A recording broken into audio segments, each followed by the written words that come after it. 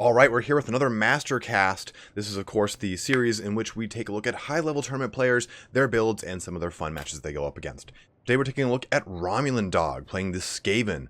Now he's going to be facing off against the Dwarfs in a very thematic little battle here, so we're going to go ahead and pause things and go through the army real fast, as always. So we can see from the Skaven for RomulanDawg's forces, he went very wide, right? And you can see he's got a very nice commanding board presence. When you're fighting against dwarfs, empire, high elves, things that need to have large armies, you want to have equally as massive board presence. This way, you can get a better wrap up on them. They have to spread their forces across that entire front line a little bit better. It allows for a lot better of an engagement. If you take a too focused of an army and just line everything up in one kind of center column, things are going to get smashed by artillery a lot easier. Things will be focused by range fire a lot easier. So you want to spread your forces out. And you can see that's what RomulanDawg did. You can see he's got some Skaven slaves here, here, and here. And these guys are going to be the vanguard of his deployment. They will absorb any kind of initial first volleys or two of the Goblobber and the Grudge Thrower here and here. Now, we've talked about how using these kind of chaff infantry units acts as a great way to eat up some just initial shots of damage. It's not going to be enough to completely deplete the ammunition of something, but if they're firing down range on these low value units, these are shots that your higher value units don't need to take. So it is something to very much bear in mind when it comes to having an army that you know is going to face up against a lot of range presence. Like we take a look when we were looking at that Loxlon Soothsayer fight where he brought a lot of peasant mobs in the front of his army. Now, we're going to see the rest of this army is, for the most part, this is just simply Skaven clan rats. Then we also have two pockets of storm vermin with swords and shields. Now, for our legendary lord, who other than Quick Head Taker himself? Quick Head Taker has taken the Dwarf Gouger, as to be expected. He also has Verminous Valor and Trophy Heads. Also, though, he took the Warp Shard Armor. In this case, it's a very good pick because it gets a minus 18 to armor and things around him. Everything in the Dwarf line, I think, has minimum 90 armor, with the Dwarf Miners having the lowest. I can't remember off the top of my head. We'll take a look when we look at the army. But this is a really great way to negate that huge armor bonus that you're going to get, not just from the dwarf innate armor, but from the runesmiths as well. So it's a really great kind of value add here. Of course, he has 420 weapon strength and anti-infantry and AP. This guy's going to be popping dwarf lords all day.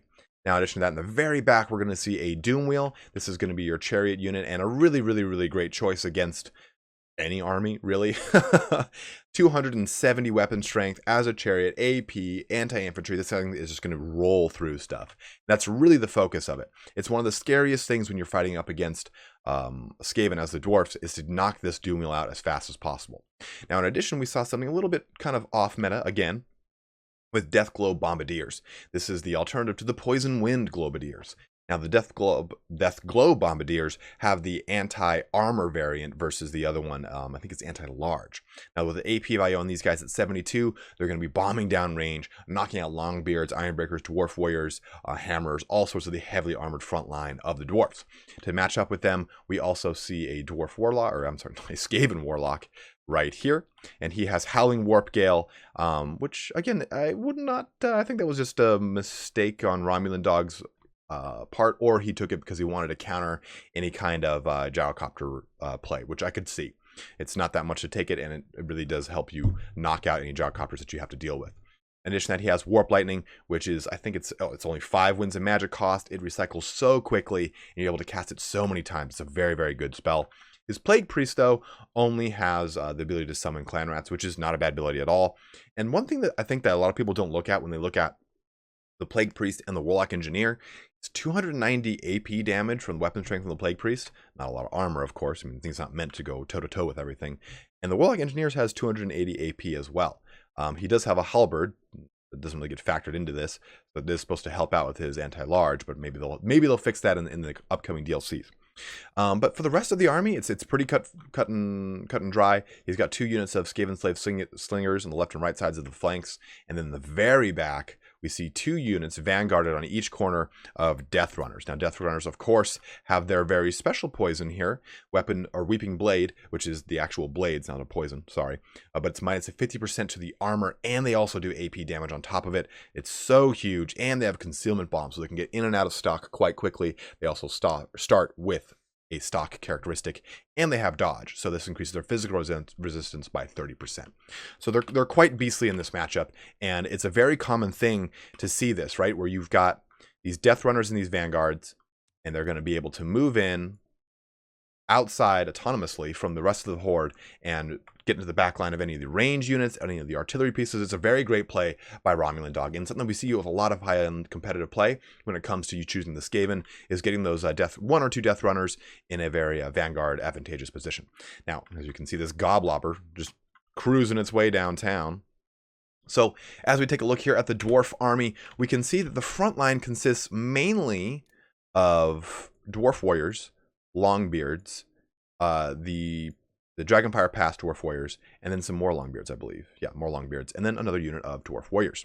So a nice stalwart front line here across the way. We've got 2 units of miners with blasting charges, a great way to clear that initial Skaven slave chaff and charge. Then in the back here, we can see we've got 1, 2 units of Thunderers, and then we've got artillery pieces.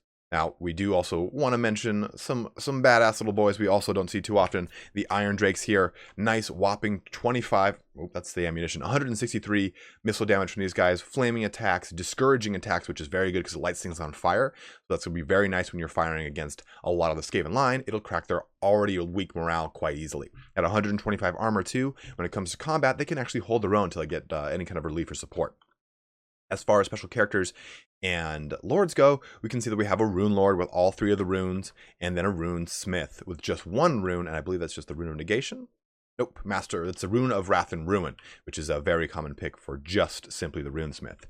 On the Rune Lord, we have the Master versions of all those, which is double the effectiveness of their usual non-Master counterparts. And then I think we're good to go. Oh, we do have 2 units of Slayers in the back there, one of course being the Dragonback Slayers, so that is something to note. Let's get this fight on the road. The Grudge Thrower is a great choice here because it does, again, do discouraging shots. The Grudge Thrower is, of course, a cheaper alternative to the Great Cannon, so you get a nice amount of artillery coming down range. You've got a nice splash damage included into it in the same way that you would use a mortar for the Empire or for the Vampire Coast to do a lot of damage to a heavy infantry army like you get with the Skaven. So it's a very, very good play on RomulanDawg's opponent's end of the board here. As you can see, these armies are starting to move up. Like I was saying, those Skaven slaves are taking Goblobber shots, which have just now started to focus on Storm Vermin. Now that's either because of range or just the auto targeting of the automatic fire, which is really good. You can see here what RomulanDawg is doing is he kind of stopped his army a little bit, and that's kind of an interesting play. What he was doing is pushing these Death Runners a little bit closer to the rest of the army, in addition to that, getting his Doom Wheel up further, and these, the Death Globe, I almost called them Poison, but Death Globe Bombardiers closer to his army. He didn't want to get too far ahead, get in poor engagements, get things just focused down without having any support coming in. Take a look at the overall battle map here. You can see these 2 armies kind of getting ready to clash. You can see our Vanguard forces moving in to try and hit into both of these artillery pieces. And as our units kind of get into the first charge, the blasting charge is ripping through some Skaven. We can see some awesome Iron Drake play here, ripping into these clan rats that are just barely jumping into these miners with blasting charges. Miners, of course, have 80 armor. That was not the 90 that I thought it was. We also have some Skavens clan rats looking to just kind of shoot that gap but don't quite make it. Now, the Warriors of Dragonfire Pass, oh man, there is just so much carnage going out. Oh man, Storm Vermin just getting nuked with all those Iron Drake play. Now, the Warriors of Dragonfire Pass, they do have some awesome little magic attacks in that they're all flaming. Not magic, of course, but they do have anti-infantry, which is great here. They're going to be able to do a little bit more damage to these clan rats throughout the front line there. We can see this whole thing kind of going, oops, sorry, play. Going through, getting a nice rune there, getting a real good Warp Lightning, knocking about 10-15% off of this, the Warriors of Dragonfire Pass. Also a Master Rune of Negate, or Rune of Wrath and Ruin, kicking off, and then a boom, some Iron Drake play right into that as well. This is a very, very heavy pocket here, right? We can see that everything's kind of like an all-in right there. Oh man, let me back up a little bit so the camera stops shaking here. Let's slow this down, take a look at what's going on. We do have the Plague Priest in here. We've got Queek Head Taker, who's got the Dwarf Gouger activated, trying to pop that Rune Lord, who also has Trophy Heads activated. One thing to mention about Queek Head Taker, I think he has got 65 if I can highlight on it, 63 melee attack. So he's already very likely to hit. In addition to that, he's reducing the melee defense of this down to 0. So every single one of his hits are pretty, well, I mean, not every single one, but all of his hits are really just going to chunk out massive amounts of damage to that Rune Lord. He has a Plague Priest in there to get some additional summoning on. Now, across the left side of the field, we can see that the Doom Wheel already got shot to pieces by these Thunderers, and the Death Runners are jumping in on the Thunderers rather than going for the other artillery piece, the Goblobber. You can see that his other Death Runners started to get chased off by this unit of Slayers, so I think RomulanDawg started to kind of make a last-minute audible there.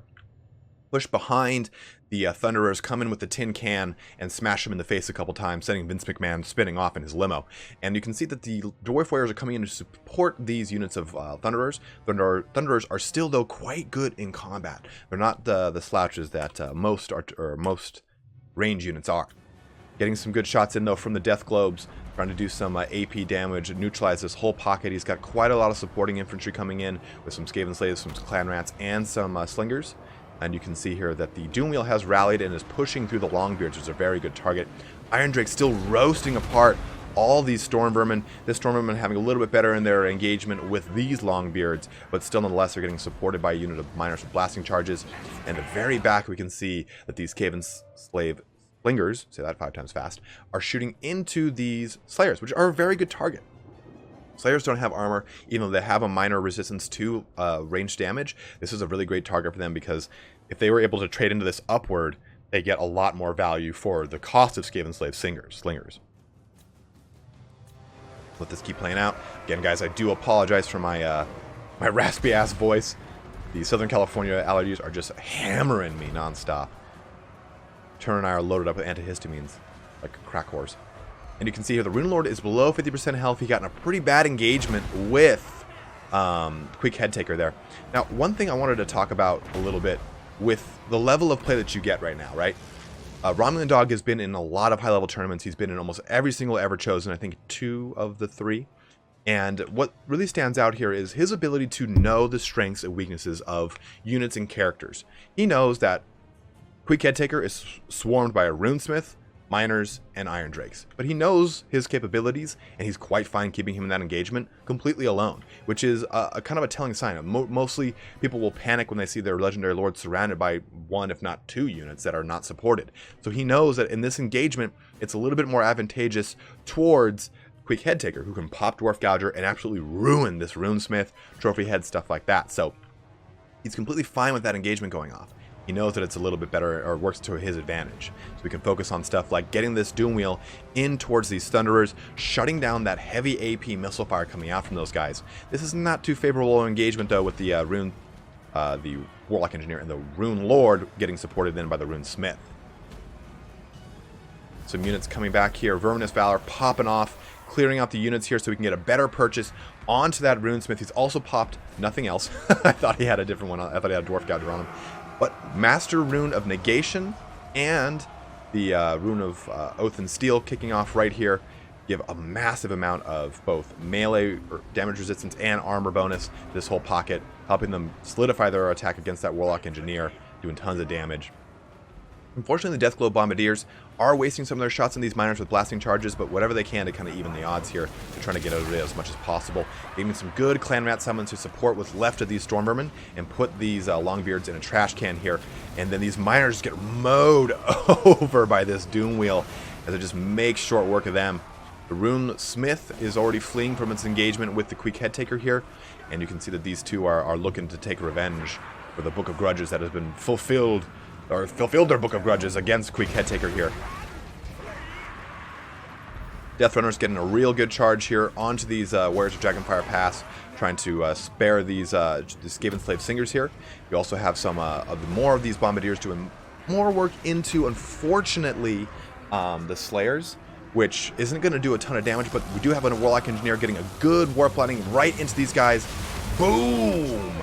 Doesn't do a ton of damage because these are dwarves and they have magic resistance, but it still does damage nonetheless, and quite a bit to the overall health of those Slayers. Getting rid of those guys is going to be pretty crucial for RomulanDawg's opponent. You can see the Rune Lord is in bad shape, just getting completely hammered here by the Dwarf Gouger, by Trophy Heads into the Rune Lord. You've got the Rune Smith just getting completely surrounded as well by some Clan Rats, and the other one just getting knocked off the board here. I have a cat joining me today. Cats hate mice. It is a medical fact. And this fight is going pretty crazy. The balance of power is still 50-50 for the most part, maybe on a maybe 55-45, but you can see here that really RomulanDawg has done a good job of using Queek to focus down each one of these runesmiths and rune lords. He does have the Plague Priest getting pretty well surrounded here by the Dwarf Miners, but getting a nice good summon of those clan rats to support him is pretty crucial.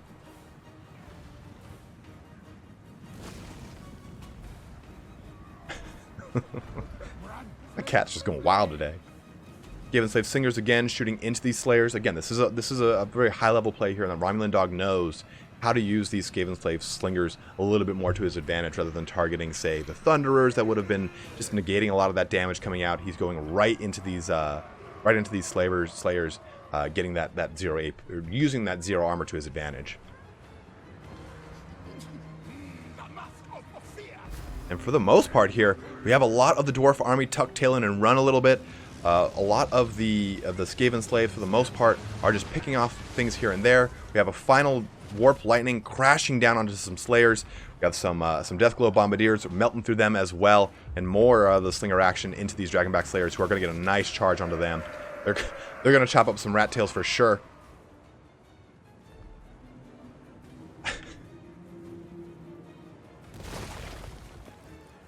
And for the most part, the balance power is shifting pretty wildly in the favor of RomulanDawg here, and I think that this is a pretty... Oh, there it is.